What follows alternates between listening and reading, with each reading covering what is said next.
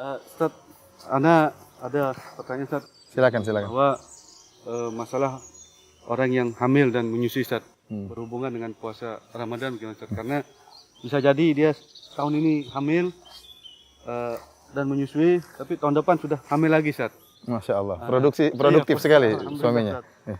Nah ini bagaimana hukumnya Ustaz? Apakah dia harus mengganti, dan kayaknya agak kesulitan kok mengganti karena dia kan kita dianjurkan supaya menyusui selama 2 tahun Ustaz. Iya. Sekarang dia hamil, belum Ramadan atau Ramadan depan dia masih menyusui atau kemungkinan sudah hamil. Nah gimana Ustaz? Iya. Permasalahan ini permasalahan yang diperselisihkan oleh para ulama ya. Jumhur ulama menyatakan ya harus mengqadha, dan sebagian ulama menyatakan boleh dengan hanya membayar fidyah saja ya. Dan kalau kita perhatikan uzur-uzur yang dialami oleh orang-orang yang berbuka puasa, ada 2 model uzur. Yang pertama adalah uzur yang bisa hilang, dan yang kedua uzur yang tidak bisa hilang.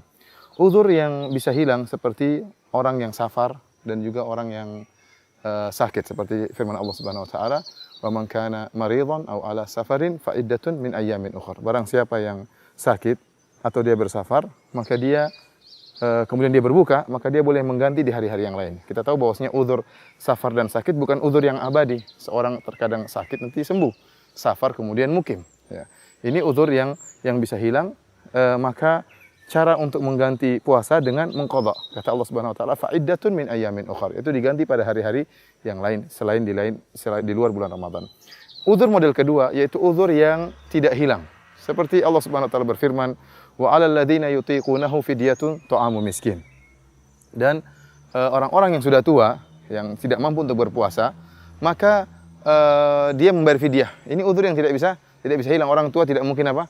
Tidak mungkin kembali lagi muda lagi. Oleh karenanya saya ingat kisah tentang yang disampaikan oleh Az-Zahabi rahimahullah dalam Siyar A'lam Nubala tentang Al-Hallaj. Al-Hallaj adalah seorang yang mengaku dirinya sebagai Tuhan. Dia mengaku bahwasanya dia telah ada Tuhan menitis dalam dirinya. Sehingga tatkala dia bisa melakukan hal yang ajaib, bisa mendatangkan buah yang segar di musim panas.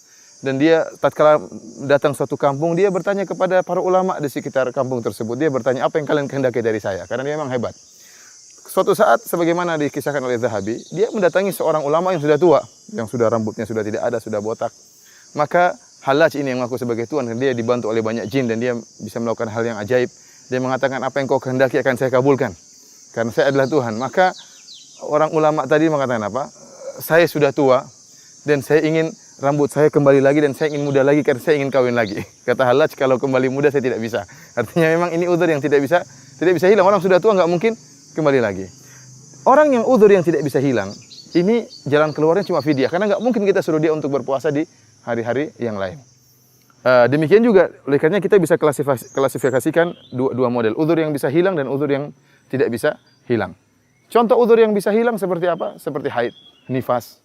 Ya, wanita tidak haid terus, kemudian tidak nifas terus. Maka caranya dengan mengqadha. Contoh uzur yang tidak bisa hilang seperti tadi orang yang sudah tua, atau sakit yang tidak mungkin sembuh.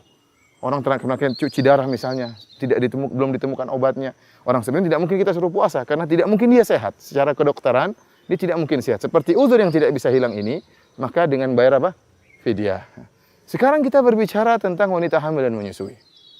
Secara kias, secara analogi, wanita hamil dan menyusui, uzur yang bisa hilang atau tidak? Bisa, ya. Tidak mungkin orang hamil terus sepanjang seumur hidupnya. Tidak mungkin juga orang menyusui sepanjang umur hidupnya. Oleh karenanya kalau kita melihat secara logika, secara analogi, maka seharusnya uzur hamil dan menyusui ini diklasifikasikan bersama uzur-uzur yang bisa hilang. Dan kalau kita klasifikasikan terhadap uzur yang bisa hilang, maka cara membayarnya dengan qadha. Ini pendapat jumhur ulama, Dan ini dikuatkan oleh Syekh Muhammad bin Shalih Al-Utsaimin rahimahullah dalam kitabnya Syarhul Mumti'. Akan tapi ternyata ada fatwa dari 2 orang sahabat mulia, itu Ibnu Abbas dan Ibnu Umar. Mereka berdua berfatwa bahwasanya wanita yang hamil dan menyusui bayar fidyah, ya. Tufdiyan itu bayar fidyah.